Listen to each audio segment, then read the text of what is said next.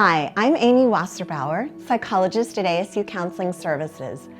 A theme that I find prevalent with students, and one that I too have dealt with in my own life, is perfectionism. What would it be like if we could say, "I am enough," to ourselves versus the words we often say, "I am not enough," or "I am not good enough"? The tendency is to have all or nothing thinking. For example, I have to be perfect, or I am nothing if I don't perform in a certain way. Ultimately, this all or nothing thinking can cause us to freeze, procrastinate, put off work, and wait until the last minute. Do some of you identify? I do. If we have to do it perfectly, we wait until the very last minute because then we work quickly doing what we can just to get by. It's time to challenge that voice of perfectionism, as I like to call it. Perfectionism means I can never make a mistake. The work has to be perfect. The perfect word is a fallacy because the bar continues to rise and it never really is enough. I'd like to counter the idea of perfectionism with the concept of excellence. To be excellent means I am good enough. It means I may make mistakes, even fail, but I learn from my mistakes. I often hear the statement, "I am my own worst enemy." We treat others many times better than we treat ourselves. Just as you are capable of treating others well, it's time to accept that being excellent means we can reciprocate and also treat ourselves well.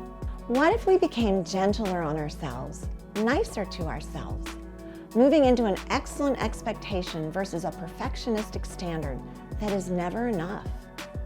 It is in the shifting from perfectionism to excellence that our minds begin to relax. We are freer to not freeze up, to not compare ourselves, so we don't have to procrastinate and put off. We can trust that as we start our work, we can stop listening to the voice of perfectionism. We can catch the internal messages of perfectionism that say, "I have to be perfect," or "I'm not enough, not smart enough, not wise enough," whatever the not enough stands for in your life. We can challenge those messages by naming the distortion that I am doing all or nothing thinking, which isn't helpful for me when I go to that place. These messages cause me to feel either all good or all bad about myself. Instead, we can focus on change statements. I want to say that again. Focus on change statements, which are much more rational responses to who we really are, including, I am good enough. I am capable. I am able to do excellent work. I am willing to make mistakes, to learn and grow from doing my best. I am enough. So my process I like to share is catch that automatic thought, I'm not good enough. Challenge that thought by naming the distortion, all or nothing thinking, and focus on the rational change statement.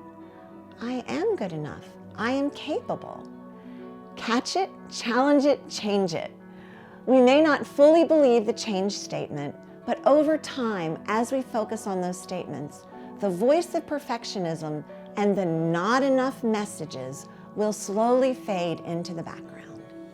I want you to take a moment and look at your fingers. Those fingerprints are only yours, only mine, and no one else's. Your gifts, your talents, and your contributions are uniquely you. You are enough.